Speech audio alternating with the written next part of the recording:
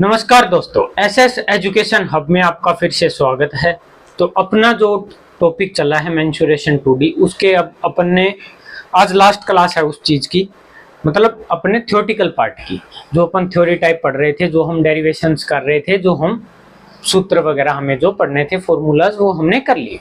उसके बाद अब अपनी क्लास रहेगी, आगे चलेगा mensuration 2D he, but questions अब अपन करेंगे प्रैक्टिस। ठीक है, तो आज की क्लास सिर्फ लास्ट रह जाती है, उसके बाद अपन करते हैं। अभी सर्कल के एक दो पॉइंट रहते हैं।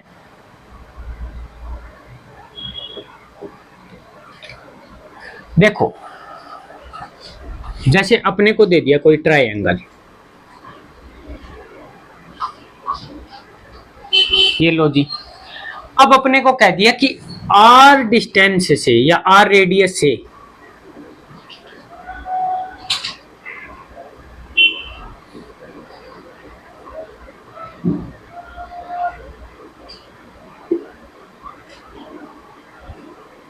आर रेडियस से यहाँ पे कोई मतलब गाय वगैरह का कुछ भी दे देते हैं कि एक गाय को एक पॉइंट से आर दूरी पर बांध दिया गया है, तो वो यहाँ तक चल सकती है, इधर इधर गोलाई में चढ़ेगी पूरा।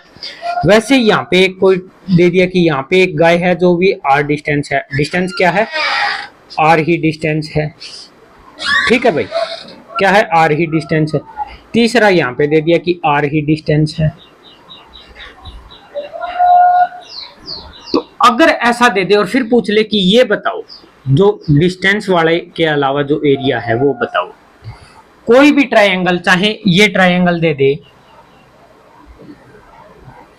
चाहे अपने को ये ट्रायंगल दे दे कि ये आर डिस्टेंस, ये आर डिस्टेंस, ये आर डिस्टेंस, ये एरिया अपने को फाइंड आउट करना है। ठीक है, ये है θ1, ये है θ2, ये है θ3। अब देखो, अगर आर आर रेडियस सभी की इक्वल है, अगर आर आर रेडियस सभी की, अब देखो θ1 θ2, अगर थीटा की भी वैल्यू अपने को गिवन नहीं है तो कोई दिक्कत वाली बात है नहीं, छोड़ दो। अपने को θ1 की भी वैल्यू अपने से कोई लेना देना है नहीं, अपन छोड़ देते हैं। ठीक है, थीटा की वैल्यू भी ना गिवन हो, क्या करेंगे? अगर एरिया ऑफ शेडेड रीजन निकालना है तो क्या करेंगे? आप अपने दिमाग के घोड़े दौड़ाओ भाई। शेडेड रीजन अगर अपने को निकालना है तो एक चीज देखिएगा कि क्या इस पूरे ट्रायंगल का एरिया निकाल के हम इनका एरिया निकाल सकते हैं? क्या ट्रायंगल का एरिया निकाल के इनका एरिया अगर माइनस कर दें तो ये एरिया आ सकता है? क्या पूरे ट्रायंगल का एरिया निकाल के इनका एरिया माइनस कर दें, क्या ये अपने को वृत्तखंड, वो त्रिज्याखंड लग रहे हैं? क्या ये त्रिज्याखंड है? जी हाँ है। अब थीटा की वैल्यू अगर गिवन ना हो तो क्या करेंगे? देखो, एरिया ऑफ ट्रायंगल में से, जोन सा भी ट्रायंगल अपने को दिया हो, एरिया ऑफ ट्रायंगल में से, जैसे ये साइड दे दी अपने को ए, ये बी और ये सी। ठीक है, उसी प्रकार ए बी सी। तो एरिया ऑफ जो ट्रायंगल है, पूरे का पूरे ट्रायंगल का एरिया। अब देखो, पहले त्रिज्याखंड पे आ जाओ। जैसे ये θ1 है, ये θ2 है, ये θ3 है, हमें एंगल नहीं पता। ठीक है, तो देखो pi R square θ1 upon 360 degree minus pi R square θ2 upon 360 degree. ये पहले का आ गया, ये दूसरे का।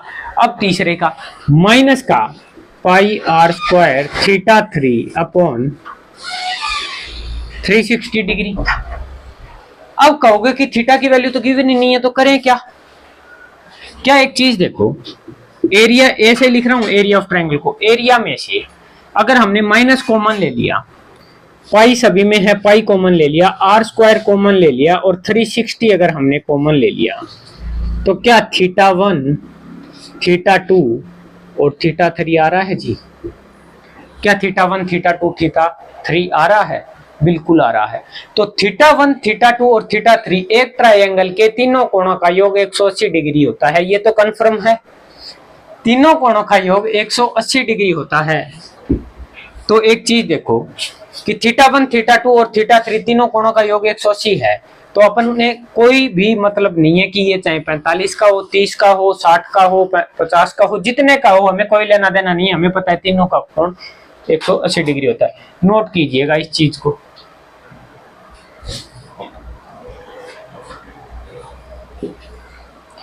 अच्छा, एक बात और सुनो, दिमाग में आ गई, चलो बता ही देता हूं वो चीज भी।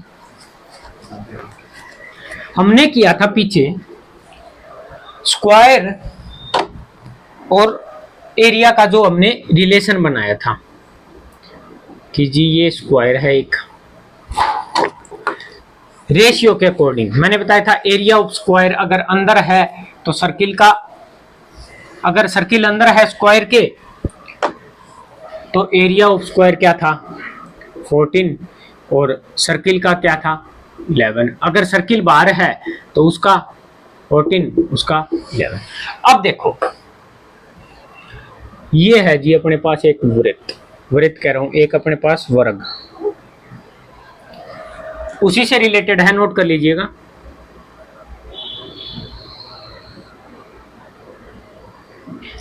ये है अपने पास उसके अंदर एक वृत्त, ठीक है। इस वृत्त के अंदर अपने पास एक और आ गया, क्या स्क्वायर, मैंने करवाया था शायद आपको। अगर आपके पास ऐसा क्वेश्चन आ जाए तो ध्यान रखना इस एक से आपके बहुत से क्वेश्चन हो सकते हैं। देखो कैसे, 14 टोटल रेशियो होता है, एरिया ऑफ स्क्वायर का कितना है 14, एरिया ऑफ सर्किल का कितना है 11। ये पूरा स्क्वायर है, क्या ये 14 है भाई 14। इसके अंदर जो आएगा क्या वो 11 होगा जी, होगा 11। ये स्क्वायर अगर इंटरनल होगा तो इनका फिर रिलेशन होगा, ना कि इसके साथ, फिर इनका रिलेशन होगा 11 14। अब देखो ये 7 रेशियो लेते जाना, 14 रेशियो डिवाइड कैसे हो रहे हैं, ये 1 1 1 कितने हो गए 11। अगर ये अंदर का 11 है तो बाहर का टोटल मिलाएंगे तो स्क्वायर का 14 होना चाहिए। बच गए कितने भाई, 11 तो अंदर आ गया, 7 8 9 10 11, 11 तो अंदर आ गया, बच गए कितने 3। अब 3 को बनाना है 4 हिस्सों में, कौन से हिस्सों में 4 में, एक हिस्सा ये बच रहा, एक हिस्सा ये, एक हिस्सा ये, एक हिस्सा ये, 4 हिस्से बच रहे। 3 को 4 हिस्सों में कैसे बना सकते हैं, 0.75 0.75 0.75 0.75। अगर आपके पास आ जाए कि एक वर्ग के अंदर वृत्त बना है, क्वेश्चन सुनो, एक वर्ग के अंदर या दे दे वर्ग का क्षेत्रफल है जी,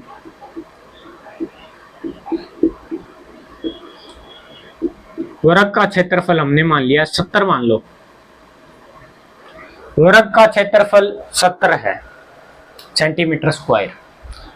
उसके अंदर बने वृत्त आपको दे दे, इस सिर्फ इतना दे दे कि इस साइडेड रीजन का एरिया बताओ, किस साइडेड रीजन का, इस साइडेड रीजन का एरिया बताओ। क्या आप बता सकते हो, बिल्कुल बता सकते हो। कैसे कि भाई 0.75 है ये है 14.75, 14 ना हो के एरिया है जी 70, कितने गुना 5 गुना, तो एक मल्टीपल हमने ढूंढ लिया तो प्रत्येक मान उतने गुना होगा।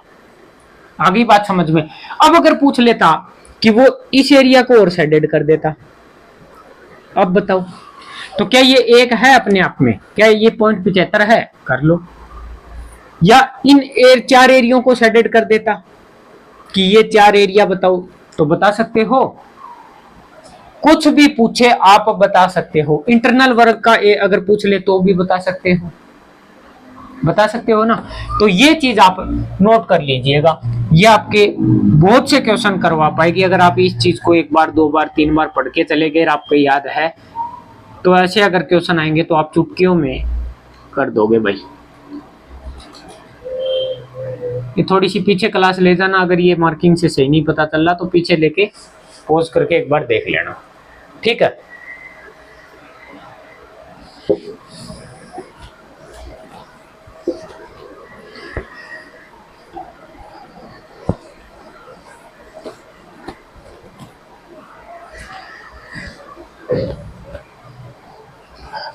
अब आते हैं अपन सेमी सर्किल के ऊपर,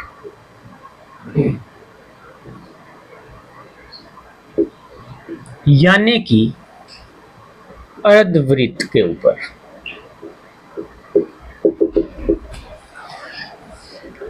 क्या सर्किल का आधा रूप ही वृत्त है? ये तो कंफर्म है सर्किल का आधा। रेडियस मान ली हमने r, ये लो जी। अगर आपसे पूछे कि अर्धवृत्त की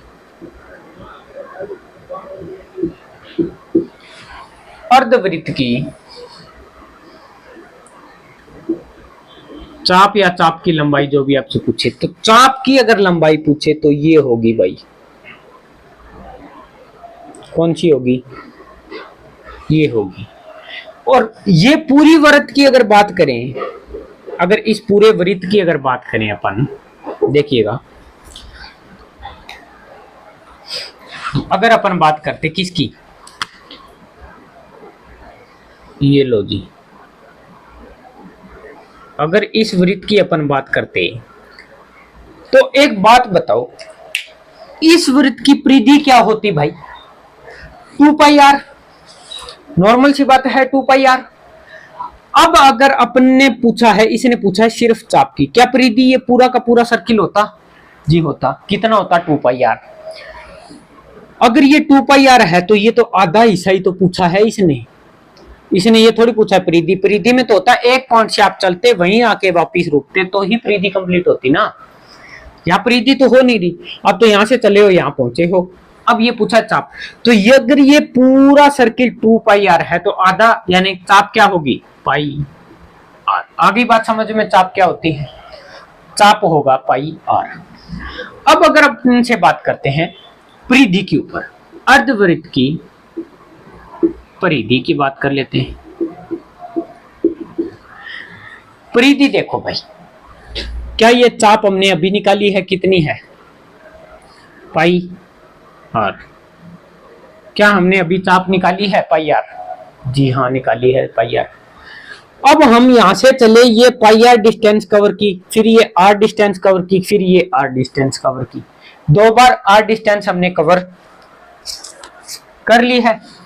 तो कितना हो गया भाई? 2 आर। तो अर्धवृत्त की जो परिधि है वो होगी पाई आर प्लस में 2 आर। अब अपन बात करते हैं एरिया की। क्या ये पूरा एरिया निकालते थे पाई आर स्क्वायर? क्या अपने को अब आधा एरिया ही निकालना है? बिल्कुल, तो इसका भी आधा। नोट कीजिएगा इस चीज को।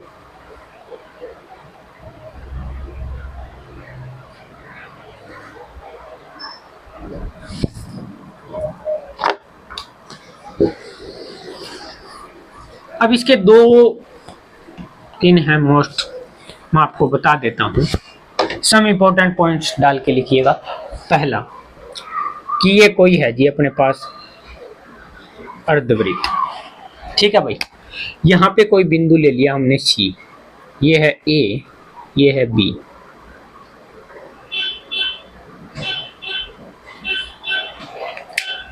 ये आर रेडियस है अपने पास।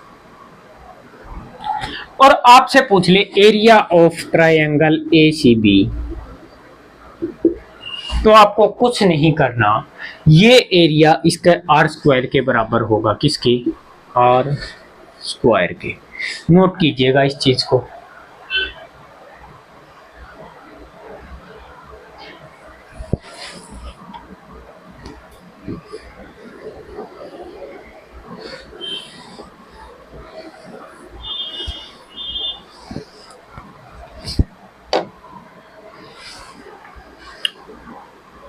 अब देखो आप त्रिज्याखंड के, इसी इंपॉर्टेंट पॉइंट में डाले रखो।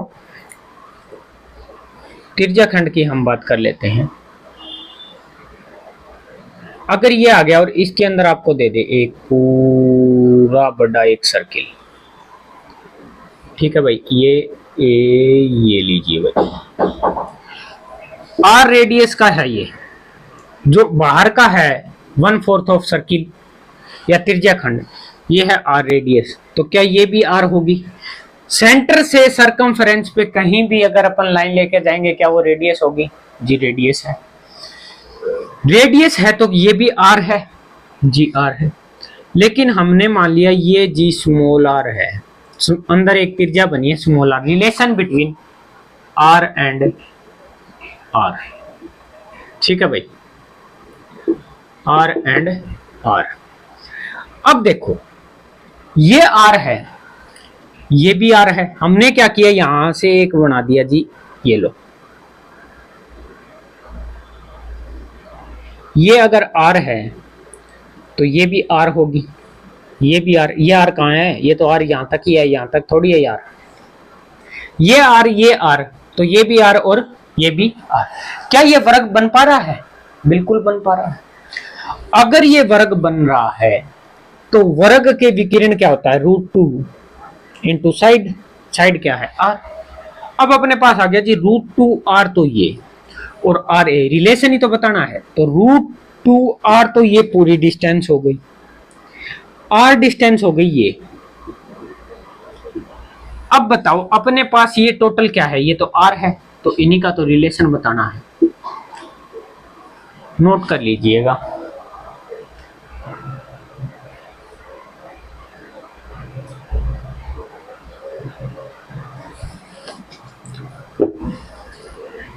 अब आइएगा दो छोटे छोटे से बिल्कुल नन्हे से हेक्सागोनल, क्या होता है भाई? षटभुज। क्या होता है? षटभुज।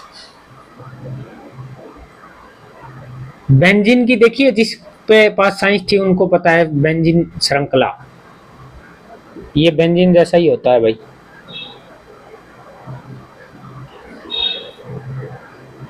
ये लो, ये डिस्टेंस है ए, इनकी 6 की 6 भुजा क्या है? बराबर। आगे बात समझ में? बड़ा बनाऊं थोड़ा सा ताकि एक्सप्लेन करने में अच्छा होगा, रुको।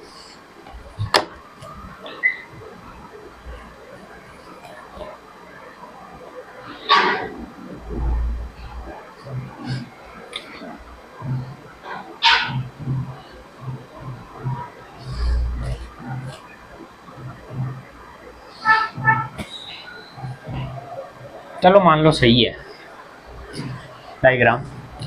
अब देखो ये भुजा है ए, इसकी सारी भुजा है जी ए ए ए ए ए। बात कर लेते हैं पहले पेरीमीटर की।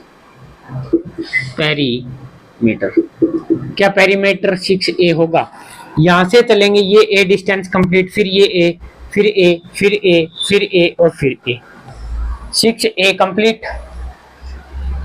अब बात करते हैं एरिया की। किसकी? एरिया की। देखो भाई ये थोड़ा सा डायग्राम है, चलो आप समझ लेना, आप आराम से पेन कुछ लेके फूटा फूटा फिर बनाना भाई, है स्केल का यूज कर लेना अच्छे से।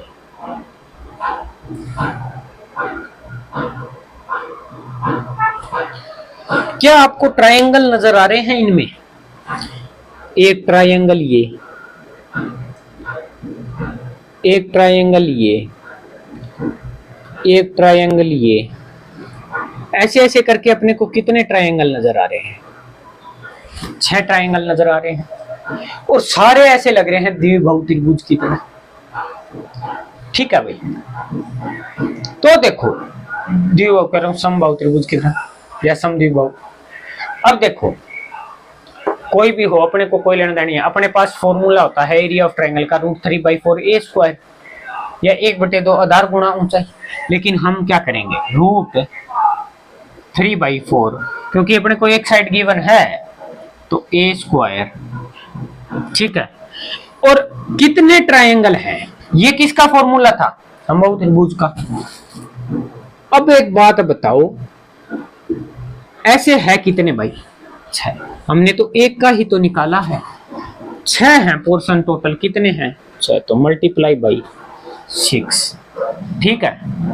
अब इसको काटा पीटी करना चाहो तो कर लो, 2 से कटेगा ये, 3 से कटेगा 3√3 2a², वो आपकी मर्जी है। लेकिन काटा पीटी करोगे ज्यादा समझ नहीं आएगा, आप डायरेक्ट लिखोगे ज्यादा समझ में आएगा कि हाँ ये फॉर्मूला होता है एक त्रिभुज का। और कितने त्रिभुज बन रहे हैं? ये 6 त्रिभुज बन रहे हैं। ठीक है भाई। अब आती है इनके, अगर इन रेडियस इसके अंदर अगर मैक्सिमम साइज का, इसके अंदर अगर मैक्सिमम साइज का बना हो क्या सर्कल, तो मैक्सिमम साइज का सर्कल तो यूं बनेगा। ठीक है, और आउटसाइड में यूं बनेगा।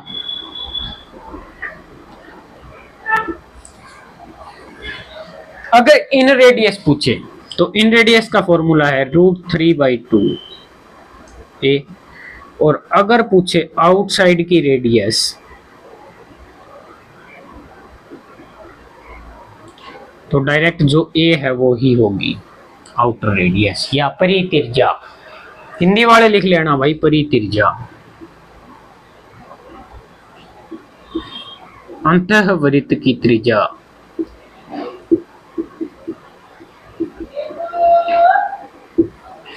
नोट कीजिएगा।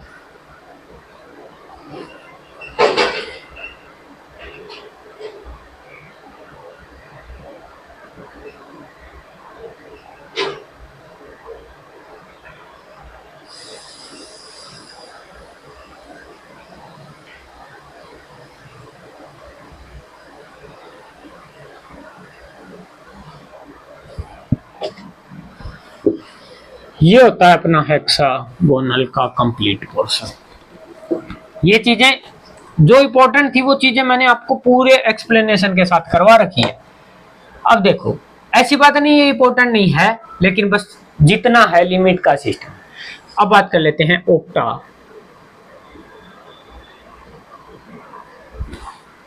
यानी अष्टभुज, 8 भुजाओं वाला भाई। इसमें कुछ नहीं, डायग्राम भी नहीं बनाना, सिर्फ अपने को याद रखना है क्या कि पेरीमीटर, तो पेरीमीटर तो भुजा कितनी 8, तो 8 है। एरिया, तो एरिया का फॉर्मूला होता है 2√2 + 1 और भुजा स्क्वायर। बस भाई यहीं तक।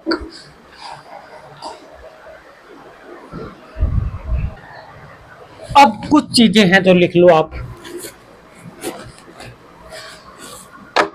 सम इंपॉर्टेंट पॉइंट्स लगा के लिख लो कि 2 डायमेंशन के अंदर, मैं बोल रहा हूं और थोड़ा बहुत लिख रहा हूं, मेंसुरेशन 2D के अंदर अगर डिफाइनिंग डायमेंशन या भुजा को प्रतिशत से बढ़ा या घटा दिया जाता है, या घटा दिया जाता है, तो परिणाम क्रमशः